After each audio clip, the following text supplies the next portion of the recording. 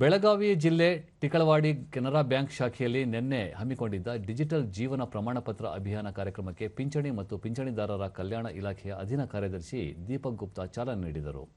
ಸರ್ಕಾರಿ ಪಿಂಚಣಿದಾರರು ವಾರ್ಷಿಕ ಜೀವನ ಪ್ರಮಾಣಪತ್ರವನ್ನು ಆನ್ಲೈನ್ ಮೂಲಕ ಸಲ್ಲಿಸುವ ಕುರಿತು ಮಾಹಿತಿ ನೀಡಲಾಯಿತು. ಈ ವೇಳೆ ಬೆಳಗಾವಿ ಜಿಲ್ಲಾ ಲೀಡ್ ಬ್ಯಾಂಕ್ನ ವ್ಯವಸ್ಥಾಪಕ ಪ್ರಶಾಂತ ಘೋಡಕೆ, ಕೆನರಾ ಬ್ಯಾಂಕ್ ವಿಭಾಗೀಯ ವ್ಯವಸ್ಥಾಪಕ ಅನಿಲ್ ಕುಮಾರ್, ಕೆನರಾ ಬ್ಯಾಂಕ್ ಮುಖ್ಯ ಪ್ರಬಂಧಕ ಸುಬೋಧ್ ಕುಮಾರ್ ಸೇರಿದಂತೆ ಹಲವರು ಉಪಸ್ಥಿತರಿದ್ದರು.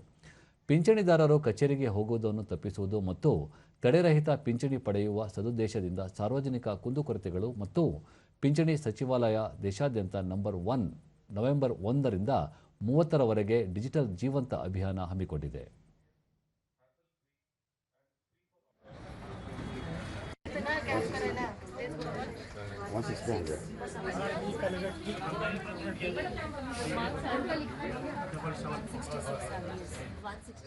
अपने लक्ष्य प्राप्त करेंगे और आने ದೂರದರ್ಶನದೊಂದಿಗೆ ದೀಪಕ್ ಗುಪ್ತಾ, ಕೇಂದ್ರ ಸರ್ಕಾರ ಮುಖ ಚೆಹರೆ ದೃಢೀಕರಣ ತಂತ್ರಜ್ಞಾನಕ್ಕೆ ಒತ್ತು ನೀಡಿದ್ದು, ಹಿರಿಯ ನಾಗರಿಕರು ಮತ್ತು ವಿಶೇಷಚೇತನರು ಕುಳಿತಲ್ಲೇ ಜೀವನ ಪ್ರಮಾಣಪತ್ರ ಸಲ್ಲಿಸಲು ಅನುವು ಮಾಡಿಕೊಡಲಾಗಿದೆ ಎಂದರು.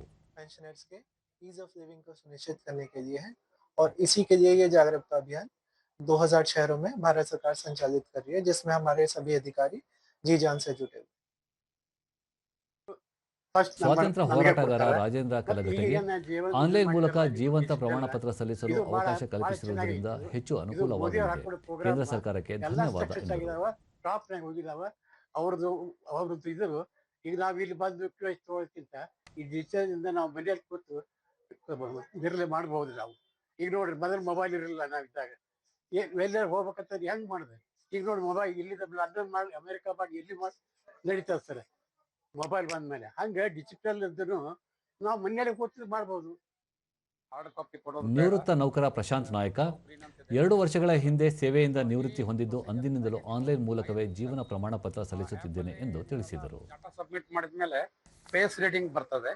ಅದರಲ್ಲಿ ಒಂದು 2 ನಿಮಿಷ ಕಣ್ಣು ಬೆಳಕಿಸಿ ಸಾಕು, ಒಂದು 2 ಸಲ ಫುಲ್ ಗ್ರೀನ್ ಬರ್ತದೆ. ರೌಂಡ್ ಗ್ರೀನ್ ಬಂದ ಮೇಲೆ ಓಕೆ ಅಂತ ಬರ್ತದೆ. ಅಲ್ಲಿಗೆ ನೀವು ಸಬ್ಮಿಟ್ ಮಾಡಿದ ಕನ್ಫರ್ಮ್ ಆಗಿ ವಿದಿನ್ 2 ಮಿನಿಟ್ಸ್ SMS ಬರ್ತದೆ ನಮಗೆ.